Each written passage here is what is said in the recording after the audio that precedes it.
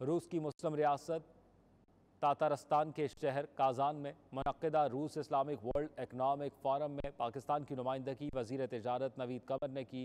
इस मौके पर वजारत तजारत पाकिस्तान और रूसी फेडरेशन की वफाकी कस्टम सर्विसेज के दरमियान कस्टम्स ताउन से मुतल्लिक प्रोटोकॉल पर दस्तखत भी किए गए।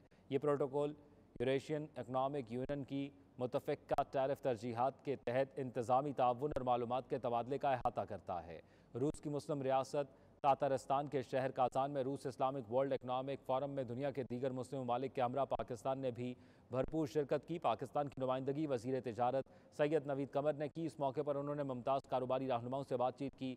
17 से 19 मई तक जारी रहने वाले 2 रोज़ा फोरम में उन्होंने रूसी जमहूरिया तातारस्तान के रईस सरबरा से भी मुलाकात की। दोनों मुअज़्ज़िज़ीन ने तातारिस्तान पर खुसूसी तवज्जो देते हुए पाकिस्तान और रशियन फेडरेशन के दरमियान इक़्तिसादी ताल्लुकात को वुसअत देने पर तबादला ख्याल किया। बाद में वजारत तजारत पाकिस्तान और रूसी फेडरेशन की वफाकी कस्टम सर्विसेज के दरमियान कस्टम्स ताउन से मुतल्लिक प्रोटोकॉल पर दस्तखत भी किए गए।